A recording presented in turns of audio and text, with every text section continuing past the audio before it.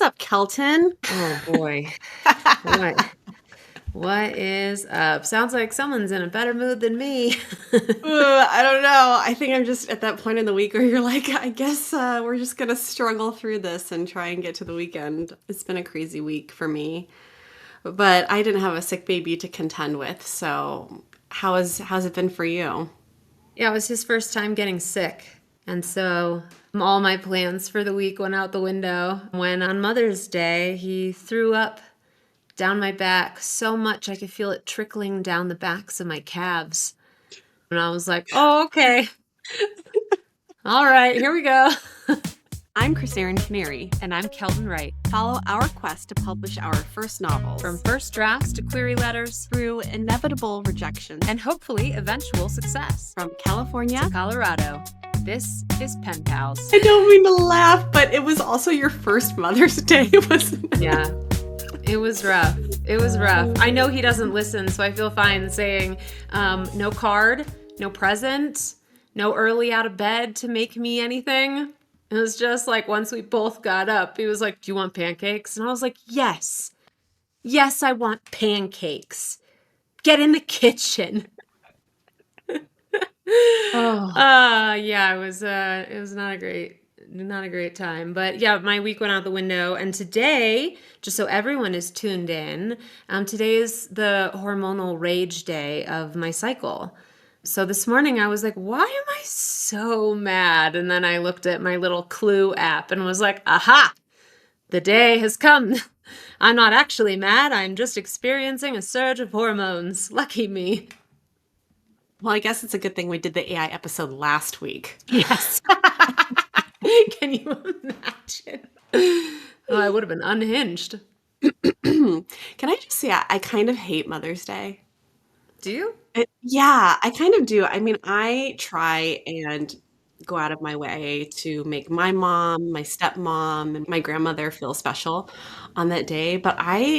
And maybe I'm just a brat and maybe it's just me, but I am like constantly disappointed on Mother's Day. This Mother's Day, I dragged Boyan and my children to do what I wanted to do, but it's not the Mm. same as like a little bit of forethought No. and a little bit of planning. And I like love holidays. So Ben hates holidays on principle. He's just like, is they're corny and he just like hates when all of humanity like agrees to spend money. That's Which, you know, Boyan.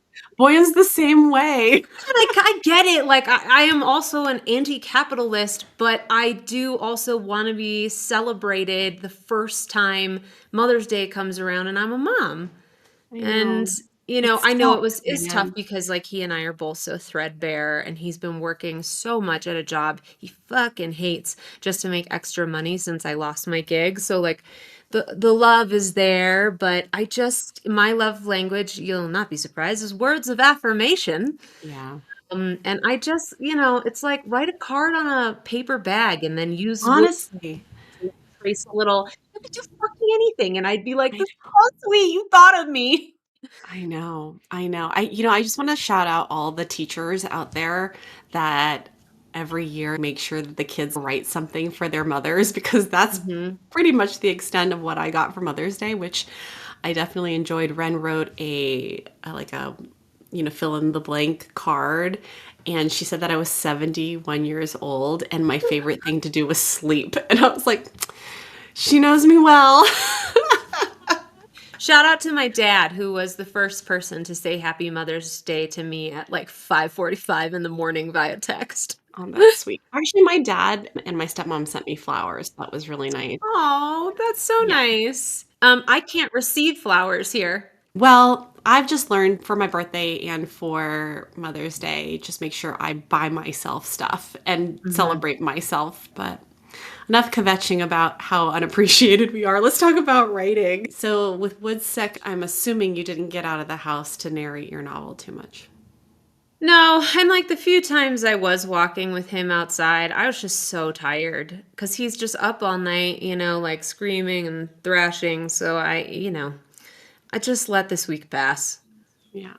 Well, you did send me a I section of did your send novel. you sections, Sections. disconnected sections of said novel. Did you read 2 chapters of Luster? I was looking and I'm almost at 100 pages. The chapters are really Hey. long. Mm-hmm. Um, so they actually take a while to get through. She writes, so I'm in chapter 4, and I think when last we spoke, I was on chapter 2. So yeah, I did achieve You that did. goal. You did.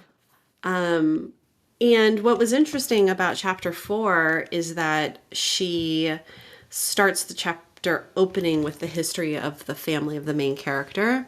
Mm. And I have obviously this like multi generational story happening, and I've written flashbacks and whole chapters. And the way that she's doing is a little bit different, where it's part of the chapter of present day storytelling, but she uses it to frame what's going on in modern day. So I really liked how she did it, and it made me think a little bit about how I'm structuring my book. I Mm-hmm. also got part 1 of feedback from one of my alpha readers, Ooh. and that was great. And the sections of the book that she had feedback on were actually like the flashback sections. She was like, this feels really long for a flashback. And then I was playing with these interludes, and she was like, I have no idea what these are about. But you learn at the end what they're about. So I want to wait Yeah. until she's like finished and see if she understands that or if it just completely falls flat. But yeah, I remember I asked you, I'm like, why I'm reading the comps for why, I don't know. But now I feel like I'm learning a little bit more about structure in a way that I Oh, think I good. could. Yeah. So I feel good about that. But my other goal is to wake up early and look at the second book in my speculative fiction series. And I did do that. And I woke up early twice this week. It's Thursday, so 2 out of 4 days. But I realized that if I wanted to start working on that again, I'm going to need to print out the whole like 50,000 words that I've already written and Yeah. go through them, because I've forgotten so much of what's happened. I was pleasantly surprised. I was like, "Oh, this isn't bad." Okay, like that makes me feel like, when sometimes you go back to something you've written, you're like, "Oh my God, this is Mm-hmm. horrible." Mm-hmm. So I felt good about that. But yeah, I spent most of those mornings reading because I was a little intimidated by trying to reignite that other book. But I do think that if I'm going to get anything done, I'm just going to have to wake up early. It's just too hard with this new job. I'm working until like 7:30, 9:30 at night Yeah. after That's schlepping the brutal. kids. So I just think if I'm going to get anything done, I'm going to have to get up early. And I have not been getting a lot of sleep. I've gotten more than you, but still like Easy 5 to 6 trouble. hours a night. So I got to figure my life out. But yeah, that was my week. Oh, man. Well, I'm glad that you got some feedback and that you're finding use in your comps. That's nice. Yeah. And I did get Emma Klein's book from Libby now. So I have it on my Kindle and I have the physical book. And I feel Hmm. like that'll make me more primed to read it. I also got another book in the Robin Hobb series. So I've been Yeah, of reading that. course you did. Of course you did. I mean, I get it. Whatever. I've got like a TBR list stacked to the kitchen counter. So, Man, I know. After that question you asked me has been haunting me. Like, what what are was you it? going to read after Robin Hobb? And I was like, oh, The Wheel of Time? What other 20 book series can I read? Amazing. I think this is a good segue, because the reason I'm so invested in these books is because I'm living with these characters for such a long amount of time. And this week we wanted to talk about characters. What you said about, did I hate this book or did I just hate spending time with these characters, really stuck with me. Mm. And by the way, we have a John Krakauer apologist in our comments on TikTok. Incredible. So I thought we could talk about characters this week and what makes a character compelling for you and for me, because I Hmm. feel like it's probably different. And then what makes a bad character, and then how we Hmm. write character, because I feel like how people do that. I do it in one way. I'd love to hear how you do it. But Mm. just to start, the premiere of Murderbot Diaries is tomorrow. I know. My mom's listening to the first 2 books again to get ready for it. And I was thinking about it. I was thinking about the story. And I guess to some extent, you kind of need to read those books in order. But Mhm. Murderbot is such a good character that you could just write a completely new story around Murderbot and it would Mhm. probably work, right? What is it about Murderbot that you love so much? Then I can talk about why I love Murderbot's character. I think one of the strong parts of how Martha Wells writes the Murderbot Diaries is that it is basically all inner monologue. Um, and there are moments when Murderbot, talks or screen shares or texts, but it's so much of like the dirty part of a character that you wouldn't share publicly. And for me, I had an old coworker of ours, I think I mentioned this before on the podcast, tell me that Murderbot reminded him of me. And like Murderbot is just so frustrated with other people's incompetency. And it's just like, oh, get it together, you pathetic little humans. And that's such a relatable for me feeling for a character to have where they're just like, can we just get the work done? And there's this other side of Murderbot where it's like it just wants to enjoy TV. Like it just Yeah. wants to watch TV and its programs and be left alone. And I feel like, a great deal of the population can relate to that. Especially if you are the person who's like really into sci-fi. I almost guarantee that you're like, can other people just shut up for a minute so I can enjoy the things that I enjoy? Mhm. So I find that very relatable because on top of his frustration, or I'm saying his now because it's Alexander Skarsgård, he always steps up too. Murderbot always does the job, will always defend people, is at its core good. Very chaotic good, but at its core good. And so that's, I think, other characters I've read in the past who are also like, ugh, humanity. If they're not also good, I'm like, well, fuck off. Right. But it's Murderbot's goodness paired with that frustration that I think really enamors me, or I am Good, enamored by. good despite what he really wants to do, right? And Mhm. I guess interiority is such an important part of characterization. And I don't know about you, but it's something that I really struggle with writing because it can veer into expository writing, which is something that we're all told we're not supposed to do, Mhm. and also can veer into the telling instead of showing type of writing. Mhm. So there's a Mhm. really, fine line of trying to figure out how can I express to the reader. I think especially when you're writing in third person, maybe it's a little bit easier in first person. How do you explain to the reader the values, the thoughts, the feelings, the emotions of this person without going off on this like long tangent about things? Sometimes when I'm reading a book, I'll start getting bored and I'll just kind of skim through the interiority. Mhm. Do you ever find yourself doing that? I skim. I don't know if it's specifically the interiority. I was skimming part of an Emily Henry novel last night, and it was like, okay, I know what's happening here. I want to get to the good stuff. Hmm. And I Hmm. don't know that it was interiority or if there was some plot point I was missing, but I was like, uh huh, uh huh. How about you? Do you struggle with writing interiority at all? I don't know. I mean, I genuinely don't know. I know that you took a look at my pages and I haven't had a chance yet to see what you said. My main character right now has had a really lonely life, and so she talks to herself all the time. This is something I also do. I talk to myself constantly. So much so that Ben has stopped responding when I'm talking to him because he has no idea who I'm talking to.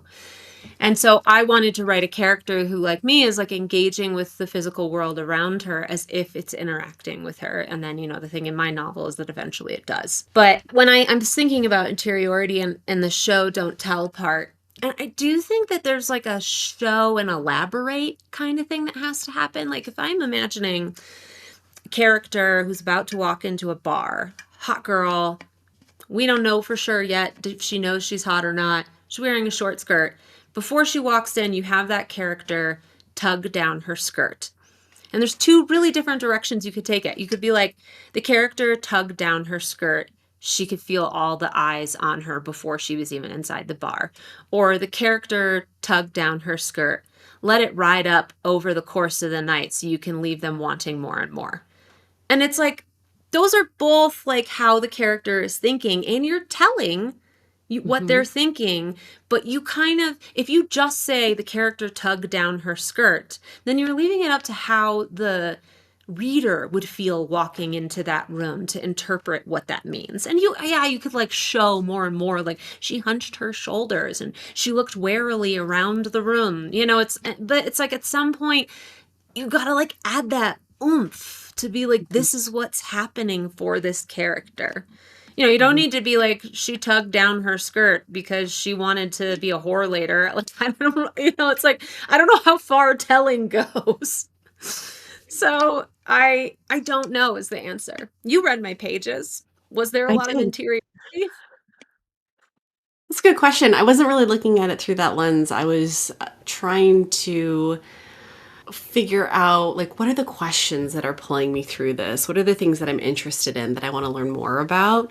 And I do think that you did a really good job, and you'll read it in the notes that I sent over, but you do a really good job of establishing Bren's character very early and very clearly in the book. It's someone that you sympathize for, root for, want to see what they're going to do next because she's interesting. She has an interesting way of looking at stuff. Her spoiler alert, she finds her mom face down in a lean cuisine and she's like, well, shit, now this is something I've got to deal with.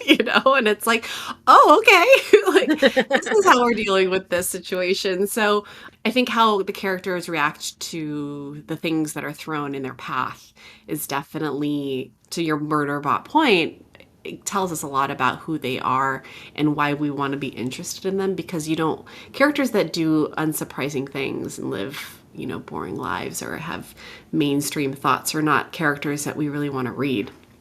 I think for me, what I'm really interested in is people that are dealing with unfairness or injustice or like bristling against something really hard and difficult and are at a disadvantage. I like that underdog story. So when I'm reading your story and I'm reading about Bren, I'm like, okay, God, like she's got all this shit she's going to have to deal with and a family that sounds awful and all of these circumstances that now she's going to have to figure out, and how is she going to get through it if she opened up and saw her mom passed away and she went through grief and she was sad and, oh, we had a strained relationship but now she's gone. I'd be like, this sounds familiar, this isn't as interesting as how you wrote it. So I think that when I read your her speaking aloud, I was like, oh, is this house also sentient? Is this box sentient? Is she magical?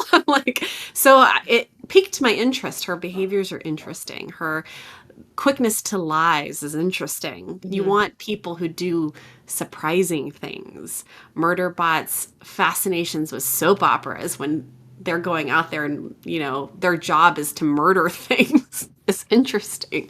Yeah. So it is the surprising elements that I think make a good character. Yeah, and surprising things that pay off, that make sense later. Because I do hate when a character does something where I'm like, what? Why? Why would Why? they have done that? Why would they Yeah. have done that? And sometimes it's clear when you're like, they did it for the plot. And if that character isn't someone who quote unquote does things for the plot, now that that's become like a saying, it frustrates me. Doesn't when it doesn't add up, bugs me. Yeah. Yeah, and I think we don't expect our characters to make all the right decisions. We read tons of books where you're like, why are you doing this? Like, don't you see what's going to happen if you do that? But then they do those things and, you know, there are consequences and they learn from it and they grow from it and it makes sense, but it has to make sense. I It think has like to make following sense, like, why they chose it. exactly. Yeah, it's I, as the reader, can be like, "Oh, you poor idiot. You don't know." You know? Mhm. But it's like when you're watching a scary movie and you're like, "Are there no scary movies in the universe these characters are from?" Like, you don't split up. And there are some scary movies who have used that as fuel, where characters have seen these movies and they're like, "No, no, no, that's what they want us to do." And I love that. Mhm. Like The Cabin in the Woods, I think is a great example. But other than characters who are making choices that were like, this is stupid, what else drives you crazy about a character? Well, I think my big peccadillo, the thing that I hate the most, is a bad villain. I Mm, hate a poorly drawn villain. I want a good villain. I want a villain that I almost want to root for. hmm. In Sabatahir's and Burn the Ashes series, there is this horrible, evil character. And a huge part of that series is finding out why she is the way she is. And I think that that is really good storytelling when the villain, not that we're excusing their behavior, but there's a reason that people rot from the inside, right? And Hmm. I want to know, not only am I in awe of how evil this character is, but I want to know what happened to make them that way. Yeah. So when there is a bad person or a villain in a character, and I don't see any, other side of like why they do the things they do, I'm just like, this is not good characterization. This isn't good writing. I hate that. But so, when I have a problem with the villain is when I actually do agree with them.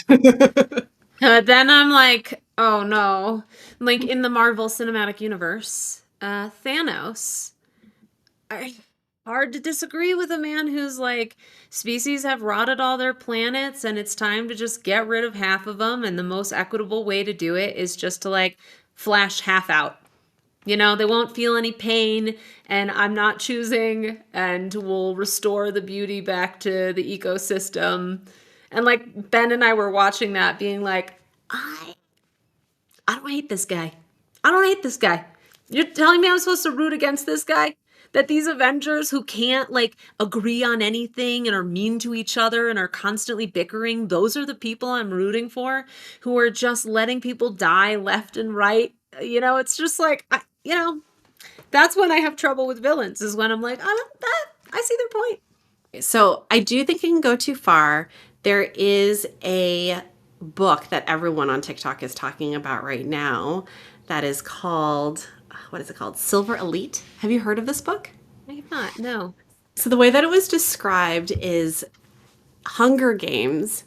If instead of choosing PETA, Katniss falls in love with a game maker and then decides that the people in the Capitol aren't that bad.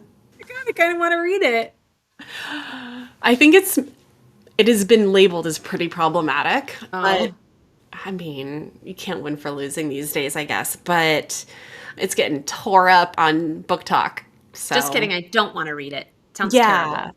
sounds like a horrible book. Might be fun. Who knows? Someone said in the comments, "I've enemies to lovers too close to the sun" with this book. That's good. That's good. But yeah, I mean, I think I need to, if for all books, you know, the characters have to be well rounded. I need to see if they're an antagonist, I really still want to know what's good about them. And that's something that I feel like in the book that I'm working on right now, I'm struggling with because I feel like the husband in my story is a villain. Mm. And his good characteristic is meant to be that he loves this main character and he loved her, but he betrays her. And I don't know if I did a good enough job of making him a well-rounded person in my story. So it'll be interesting to hear what my alpha readers have to say about that. But it's not easy work to do because you really, when you're writing a story, you're focused on the main character and there's all these other people in it, but they have to be fully formed. And I don't think it's an easy thing to do. No, It's it's not. hard. It's hard, and you need to be able to step away from the story and really think about their motivations. You know, I have a smattering of villains in my story, and trying to think about the ways that they are good in addition to bad is, it's a creative challenge. Hmm. I Hmm. think I've kind of figured out where their goodness comes from or what they think is good, and it's an argument can be made for those things, but that's a important element of the character. Hmm. You know what I hate in a character? Tell me. I hate clumsy bitches as characters. In real life as well. If a character is spilling their coffee on someone in a coffee shop or walking out of the bathroom with their skirt tucked into their panties or their underwear, if they are just doing something embarrassing to set them up as like a everyman, I'm like, get out of my house. Get out, get this book into a free compost library. I hate that kind of character. And you're right. Not a huge fan in real life. But I in real life those people are, they're hurried, they're genuine, they're kind. In a book, it is a old trope to Hmm. set someone up as likable. And I'm like, come on. Come on. You're rushing so when have you ever rushed so fast with your boss's coffee that you spilled it on somebody? I mean, not since like 1980, right? Like, who's doing that anymore? I have to tell you, by the way, you inspired my mom to start a short story when you talked about, getting the coffee and it like landing on the love interest, and you were like, unless this person is dissolving right in front of her, it gave her an idea for a story. She's been working on a short story because of what you said. So just so you That's know. amazing. I did mention that in an earlier episode, if you didn't listen, that like you can do those things if you're going to do something interesting with them. But if it's just so that the love interest can reassure the person, like, no problem, I have another shirt in my car, whatever it is, I also just the very idea that having a coffee spill on your shirt somehow compromises your ability to get the promotion. It's like I would just walk into the interview and be like, yeah, someone in Starbucks was like running a marathon and just smashed right into me and poured their coffee on me. Too bad it wasn't hot enough to sue them. It's like I'm not going to get hired because somebody else, whatever. Anyways, it's a trope that I hate. Well, So, I think it speaks to a bigger problem. And I was thinking about this. There's so many books where the characters that I love and I am rooting for are not the main character. And I mhm. actually think it is like the band, the merry band that helps the main character along, that oftentimes are way more interesting and compelling to me. Because a lot of times, and I don't know if you feel this way, the main character who's meant to be this, if it's a romance novel or like a romantasy, they kind of suck. Like they're kind of boring people. They're thrown into a situation and they have to navigate it fine. But it is the people around them that I feel like make them more interesting. And they're always like the most beautiful, or they have this like special thing that makes them different and more important than everybody else. But really, like outside of Mhm. that, it's kind of there's no there. And I think that especially in romance novels, the main characters kind of boring. I mean, looking at Feyre, that's why Yeah. Nesta gets her own book, and it's like a hoot. Yeah. But yeah, I think that's totally true. Especially the like something special about them element. Hmm. Yeah, and it's something Um, that they can't even control, right? So it's just like God given that they have this ability that nobody else has, and they have to navigate it, and then everyone's obsessed with them because of it. And it's like, it's not how real life works. Real life doesn't yeah, work that way. We're all the yeah. same. I guess that's a like fantasy novel thing, but Well, even I in like like, fantasy novels though, where the person has the thing, and then they find other people who also have the thing. sure. They get the humbling, where they're like, Hmm. "Oh, I'm not special. I have a gift I Hmm. don't even know how to use." You know? Yeah. Yeah. It's like, you're like, "I'm a really good singer." And then you get into Juilliard and you're like, "Oh, so are you." Gotta have Yeah. more than that. Yeah. I got to work harder than that. And I guess it is a formula in a romance novel, right? That the man, the main character's love interest, has to think that this person is the best thing that's ever happened. That's the whole point, is that they're falling over themselves to win the hand of the main female character, the main, I hate the word female. I hate that word, woman Yeah, character. someone who's like a 20th of their age. Yeah, right. Like, Or it's like, I've been alive for 700 years, but this 19-year-old, she's really talking the truth. Like, She's I mature for her age. when like a 25-year-old guy likes a 19-year-old, I'm like, get it together, buddy. Like, Yeah, and it's honestly, like, it's really hard to read books about people that are that young, right? It feels yeah, weird as a there's some 40-year-old. gap elements in my book that eventually come up because time doesn't move the way it's supposed to in my book. And so some of the characters do grapple with that later, where they're like, yeah, but you've been alive for like a long time. Are there any other characters that you particularly love? Memorable characters? I ask that Memorable. because the reason I'm reading the Robin Hobb books is the characters are so good. And especially there's one character called the Fool that is this enigma of a person. And we don't know anything about where they came from or even like what their gender is. And they're shape shifting and they have a very clear goal, which is having to change the course of what's happening to ensure the survival of humanity. And sometimes the decisions that they make no sense until later on, but watching to see what they do and knowing that in their heart, kind of like Murderbot, that there is this goodness, this like, ultimate goal of helping people that makes that character really compelling, that you Hmm. want to root for them and follow along in their story. But it is to your point that you made about John Krakauer, there are characters that just stay with you and that stay with me over time that I think about often. I gotta be honest, the characters that stick with me are the ones I hate. Like, Really? When I was thinking about this, I think about like Ripley from Alien. Like these are the characters that like stick in my mind my number one favorite forever. character of all time is Indiana Jones. Okay. And I had a friend who told me, she was like, I think like the main difference between me and you is that when I was little, I wanted to date Indiana Jones, and when you were little, you wanted to be Indiana Jones. And I was like, I absolutely did. I majored in archaeology. I mean, that character to me is another kind of Murderbot character. I love that character because I deeply relate to them. He doesn't want to talk to anybody. He doesn't have time for anyone's bullshit. He's very serious about what he does. He's really good at it. And he's also hot and charming. So, what a package. And it's like just going on adventures, riding horses, sailing the high seas. Like, again, we talked about The True Confessions of Charlotte Doyle, my favorite children's book.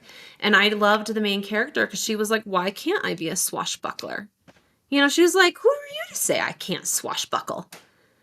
So, and that for me is everything I relate to in a character is I don't want to be surrounded by idiots and I want to do the big challenge. And so I love characters like that. Hmm. Hmm. And part of what my character will learn in the book I'm writing too is that there is a benefit to community.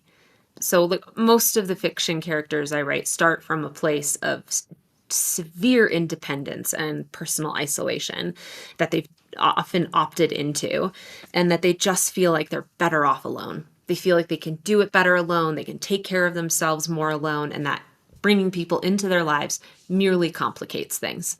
And people always disappoint you. And so the thing that my characters always have to learn is that, like, yeah, people will disappoint you, but that doesn't mean there's not a benefit to community and to being part of that, to being called on and relied on, and that you can still have independence in that. So, I write that because I'm trying to teach myself that all the time. That's so interesting because I feel like I take a similar tack in the characters that I love and the characters that I write about. Jane Eyre is one of my favorite characters of all time, and it's people who are victims of circumstance for reasons that are outside of their control, whether it's because of class issues or money issues or whatever it may be. But there's a sense of injustice that this person is put into this place, and they climb out of it despite all of the hurdles that are put in front of them, despite their negative self-talk, despite other people trying to tear them down. They still end up succeeding and proving everybody wrong and coming out on the other side better off than anyone ever could have imagined.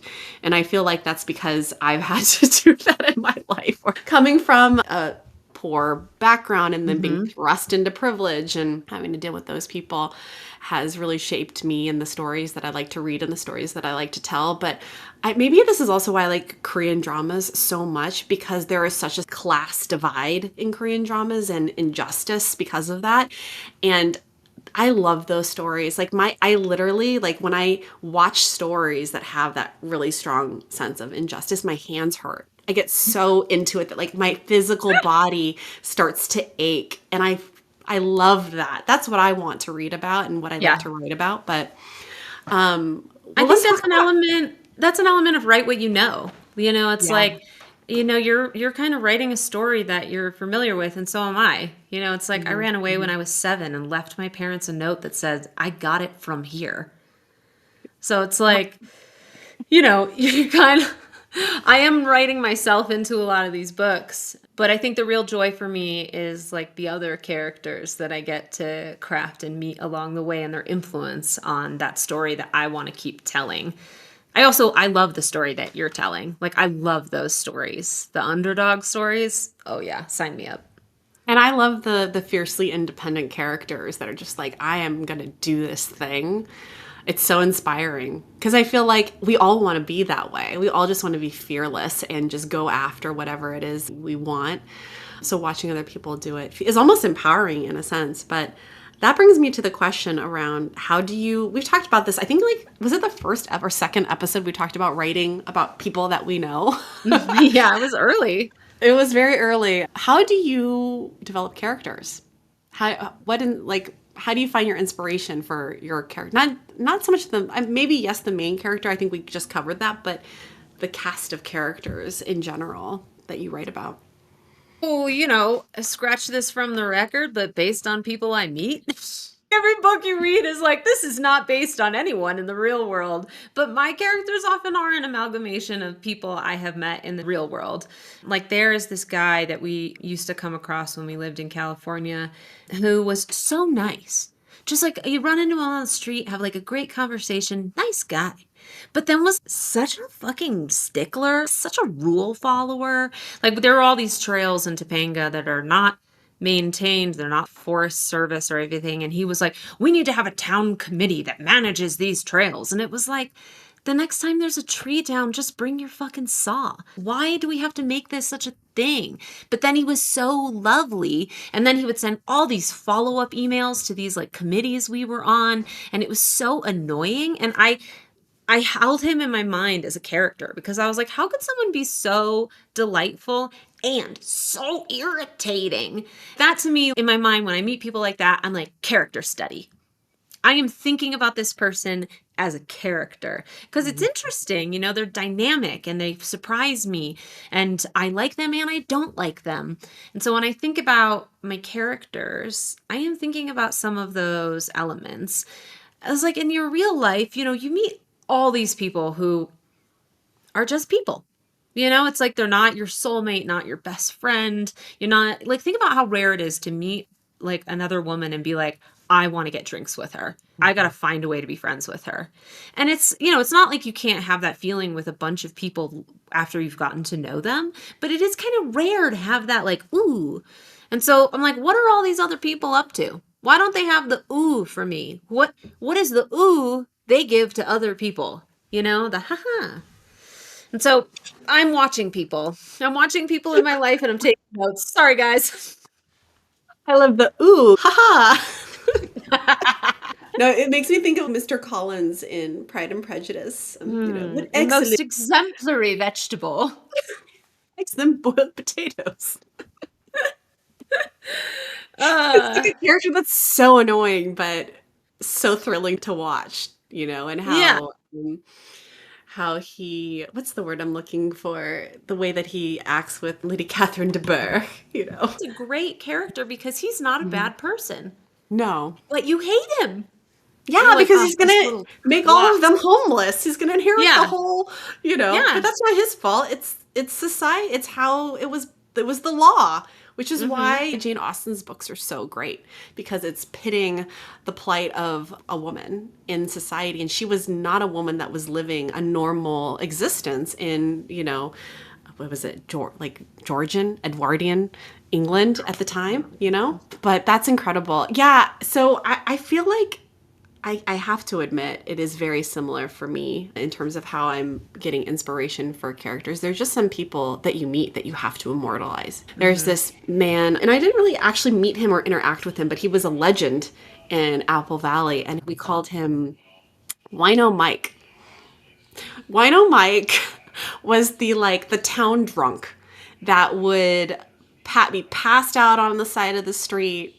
And it was almost like a boogeyman, you know? You were like, oh yeah, I drove down and saw Wino Mike doing this, that, or the other thing. And it's horribly sad for Wino Mike that that was his existence, because we're Yeah. talking about living in the middle of nowhere where the closest liquor store or wine shop had to be so far. I don't even know how he would sojourn to get drunk, being drunk all the time as he was. I said this before, people who live on the outskirts of civilization are fascinating, like yourself. You know, it's like, what drove them to go find this little corner of existence, and how do they live there? So I do think that there are just some people that you want to capture forever because they live by their own rules. Yes, for sure. And they live kind of in a way that you can't comprehend. And I think often about, I think it was N.K. Jemisin who said, in world building, you need to think about how your characters go to the bathroom. Like if you're building a whole new world, how do they get food? How do they go to the bathroom? You know, because it's like you don't need to incorporate that into your novel, but your world should be so sturdy that those things make sense within it. And I've actually used that thinking with my characters. I'm like, how does this character go to the bathroom? You know, like, do they leave, if they're home alone, do they leave the door open? You know, are they the kind of person who stocks toilet paper? Or are they hob-kneed walking through the house to the kitchen to grab the paper towel roll when no one's home? Yeah, it's interesting to think about, you know? I'm like, who is this? What kind of wild person is this? Are they gonna hop in the shower? Tell me some answers. So I do think about their everyday life. You know, like we had mentioned, you are thinking about, why does the book start for this character now? Like what, Hmm. they've been alive this whole time. So why are we just meeting them? Hmm. Um, and so I want to know what's happening the week before that. Like, how are they living in that life?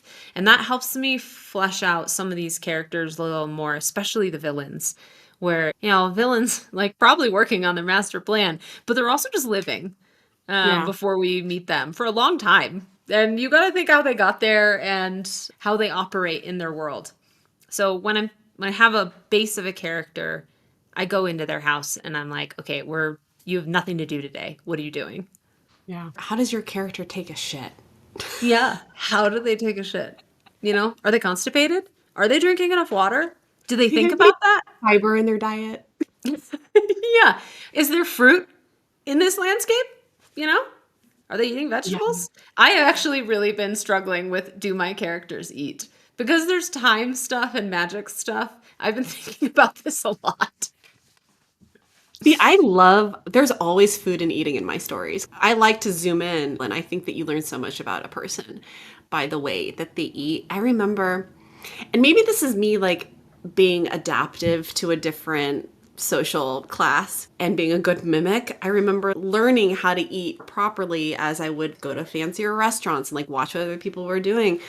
And I remember I worked with this woman, and I think she had like a very normal upbringing, but the way she held her fork and ate, I was like, you are a cave woman. Like, who taught you to hold a utensil? And maybe it's I'm just being petty or mean because I also didn't like this person very much because she wasn't very nice to me. But I'm like, someone should tell her. So She's holding, like, she would like hold it like this and like eat like this, you know. For the people who are listening, it was like a claw holding her fork, and not even like the angle of her wrist. It was bizarre. It was bizarre. But those to your point, those details are really telling and interesting, you know. God, When you they eat just a made. chicken wing, are they cleaning the bone, Oh my or are they God, just just like you're taking conjuring the a nibble? character I remember from my life who used to just like, we would be like, we worked in a very close proximity and he was my boss, and we would be like 3 feet apart and he would just be Oh, You know, no. like just the grossest eating possible. And I think about that man. I think about that. I want to write that man into a book so bad. He can't be in this one. People are that's not who's in this book. But I cannot listen to people smacking their lips, and I hate gum, like chewing, the sound of yeah. people chewing gum. So that would just drive me wild. I try and keep it to myself because that's my problem. It's not other people's problems. But But it's also like a great thing. I do have like a list somewhere. It's written. I think it's in one of my older journals. When I was thinking about things that drive me crazy that other people do, I was like, I'm gonna write them down so that I can write them into something. yeah. Um, because even if you're writing a personal essay, if you describe feeling, I was irritated in a way where it felt like someone had been chewing the same piece of gum next to me on the subway for an hour, you can kind of sink into that when someone says that. You're like, oh, that, Yeah. gross. So Totally. having those things helps flesh out your character. If they're just smacking their gum next to you, like they don't care who's around them, they have no personal awareness. You know, there's like little elements like that that you can weave in. Oh, yeah. And like the things that your character hates, the things that other people do that drive your character crazy. Those are Hmm. fun. Those are fun little things to include. But also, a great list to keep would be like things that people do that you love. You know, Hmm. I also am a big, like, my other love languages are words of affirmations and acts of service. And little things like my stepdad will always put gas in my mom's car. And it doesn't always fills the tank for her. Never, even if it gets to half, it's full by the time she's in it again. And so I do that for my mother-in-law. And I didn't think about it because I was kind of taught by Yeah. my stepdad to do that. And there's little things like that that are such sweet things that you can put Hmm. to your characters also, so that you don't have to say this person loves me or this person Hmm. loves this person. It is the little things that people do that show love. And so those are also great things to write down for characterization. No, that's showing and not telling. That's right. And by the way, when you said the woman walked into the bar and tugged down her skirt, I'm like, she must have a wedgie. Because that's always my problem. I need some new underwear or something. All these high waisted pants are doing me in, man. That is amazing. I do want to know from the listeners, like if you have any funny ways that you're developing characters or any basic ways. Who's to say they're haha funny? But I want to know. I want to know what you're up to and how you're making them. Yeah, I want to know If you too. made characters out of us, which one's the villain? I don't want to know. Don't. I don't want to know. If you're writing about me, don't tell me. All right, what's your goal for this week? Well, shit. I didn't even think about it, Kelton. Probably the same as before. I don't know what to do next. I was thinking about this. Like, okay, so the first part of feedback that I got from my alpha reader was like, this is great. I think it's ready to send to agents. And I was like, I don't know about that. I think Yeah. that there's probably a lot more work to do. So I don't know. I will probably do a round of edits when I get that. But then, like, I don't know. Do I want to hire an editor again? I don't know what to do. So I think for this week, I mean, the macro goals are kind of weighing heavily on my mind. Yeah. But for the micro goals for this week, I don't know. Give me some goals. I'll probably, I'll keep reading, but then outside of that, I need something to do because it's really hard to get out of bed, to convince myself to get out of bed just to read. So give me a goal. You're are you sure? Are you sure you want me to give you a goal right now? Do you You can know give what me it's gonna any be? goal except for I want you to telling me to write. write a query letter. Yes, I mean, why not write a rough draft of a query letter? You're not going to send it to anybody, but I mean, even write to me. Okay, I'll change it. I'll change it. Write me an email. Tell me why I should read your book. Okay. Okay? And we'll massage that eventually. But like right now, just convince me who does not read your genre. You know, why should I read your book? I could just forward you what my alpha No. reader had AI Nope. spit out. Nope. I don't want that. It's not Dear going to work on me. Convince me to read your book. Kelton. That's right. All right, you have a Okay, week all to right. write that. That's easy enough. Okay. That's easy enough. My goal is to read your feedback and to think about it. Uh, and I'm that's it. You know, I'm not going to make a bigger goal. I'm sorry to the listeners. I feel like I am letting you down and that I'm not like cranking away on this, and I feel like sweat pooling on my brow that I'm supposed to finish the draft of this by the end of this summer. Ben, with his construction job, got offered to stay on through August, but that means I'm like full-time caretaking and doing my client work at night. And that's great for us to like rebuild the coffers, but it's really, really challenging for creative pursuits. And so we're just having a lot of discussions about how do we manage that, because Ben really wants me to write this novel.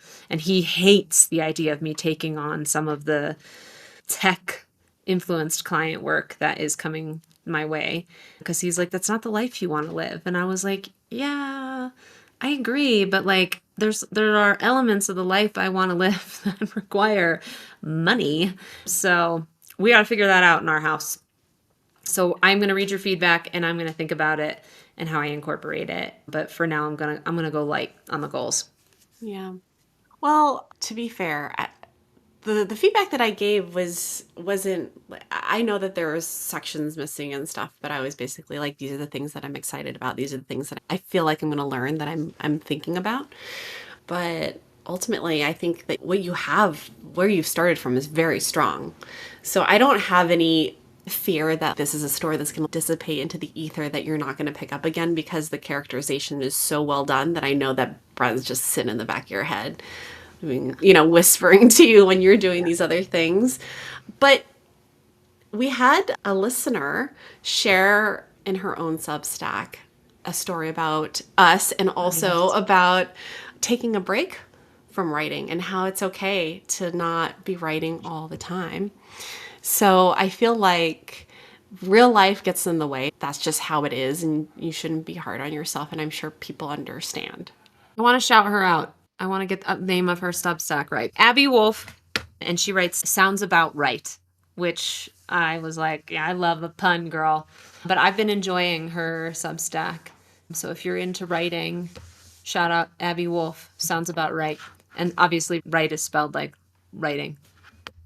We'll link to it in the show notes, but everyone should go hop over to Abby Wolf's Substack and check it out. And also, if you're not already subscribed to Kelton's Substack, you should go do that.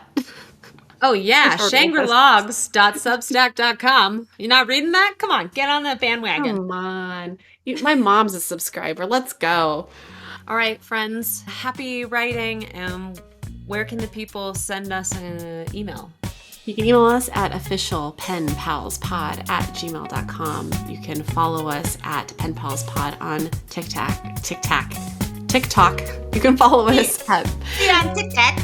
See it on the tickety-tockety on TikTok or Instagram, and also on YouTube. If that is something that you're interested, we have our full-length episodes on YouTube that you can watch. So thanks everyone so much for tuning in, and we'll see you next week. Happy writing.